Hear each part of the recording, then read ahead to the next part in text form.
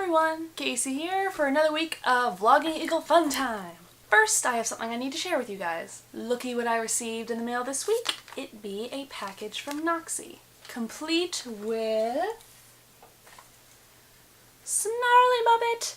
Snarly Muppet! I know I already thanked you over Twitter, but not enough thanks can be given for something that is inspired by one of my favorite books. It feels like getting a gift from the authors themselves. I had an idea of something to get you as a thank you gift, and it wasn't something I really had the ability to make, so I ordered it, and it came in the mail this week. I prefer to keep surprises, but I will show you one of the items because I ordered a second one for myself. Looky here. It's a girl silhouette. You have nerd written up here, and though you probably can't see it, there are tons of different nerdy characters all kind of surrounding it because it's awesome. As for the rest, I prefer to keep surprises, so you guys will just have to find out when Kacie receives her thank you package. I plan on sending all the Vlogging Eagles a mix CD, but I think I'm going to put those together sometime soon, but then not send them out until after my birthday. That way, if any of you guys decide to send me a card, I can include a thank you note along with the CD, and I don't have to mail things out a bunch of times. I'm also making a mix CD for my pen pal, but first I have to write her a letter. I keep procrastinating on that, and it's bad. Okay, now let's get to the topic. This week we'll be discussing our favorite historical figures. I tried to think about what figures from history I have the strongest connection with, and as I thought about it, I realized that would have to be authors. Luckily, a lot of writers that I admire from history have had their books turned into BBC miniseries, which I own, and that means I can show you guys a couple clips and keep this vlog entertaining. I suppose we can start with Charles Dickens. Born in 1812, died in 1870 at the age of 58. He, of course, is known for writing A Christmas Carol, which I read a couple years back. Probably my favorite work by him, which I've yet to fully get through, would be Little Dorrit. It was originally released as a monthly serial. You got about 32 pages for a shilling, at least according to Wikipedia. And it's a satire reflecting the life in debtors' prisons, specifically the Marshalsea, where Charles Dickens' father was actually imprisoned for a time. The BBC special is 14 episodes long, and it's one of my favorites that I own. I wish time would stand still and keep her as she is today. God has brought this child to my door. I know I am small, but I am quite grown up. She understood you were a lady. Do we know her family? Have you taken a fancy to her? How dare you! We have enjoyed these days together. Think of the best surprise that could possibly happen to you. Edmund Sparkler, at your service. You've got a rival, John. There is one thing I should like to ask you. No, I'm not married to anyone. Never care what you wish for.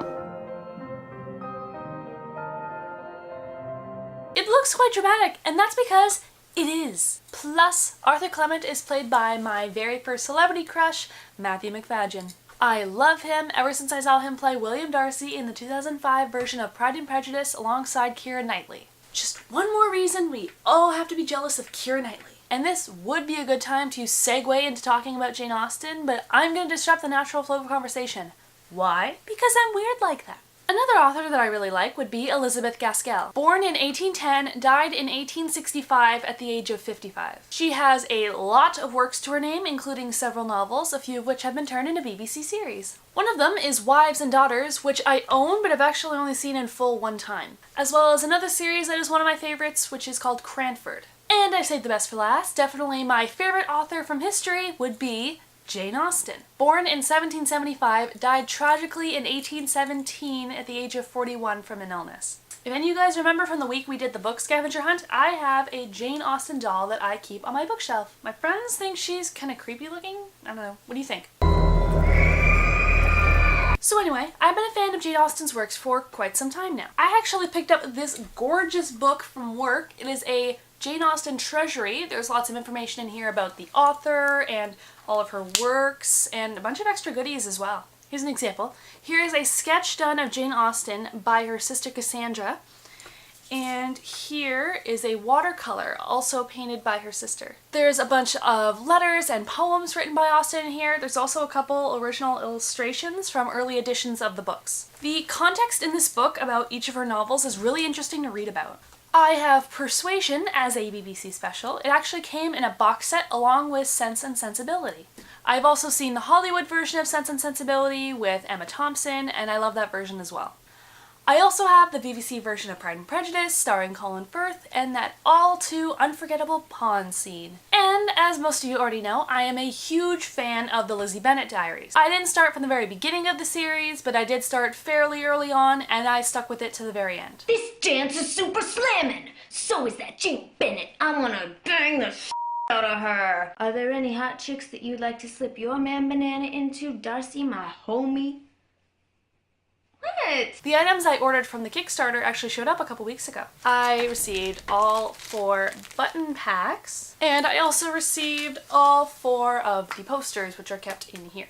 I'm not going to pull them out today because I plan on using these when I've got my own place and have a lot more room on the walls to put random geeky things. By the way, as related news, I recently just found out, and if Rebecca or anyone else at VidCon got to be privy to exclusive trailers or any other information, I will die of jealousy. About Hank Green and Bertie Sue taking on Emma as their next web series. I am so excited. Emma is probably my favorite story from Jane Austen. The character Emma is Jane Austen's only rich protagonist, and while she can be selfish and clueless and just plain cruel, everyone still loves her. If any of you want to learn the storyline of Emma before the web series starts, I recommend the 2009 BBC version starring Romola Garai.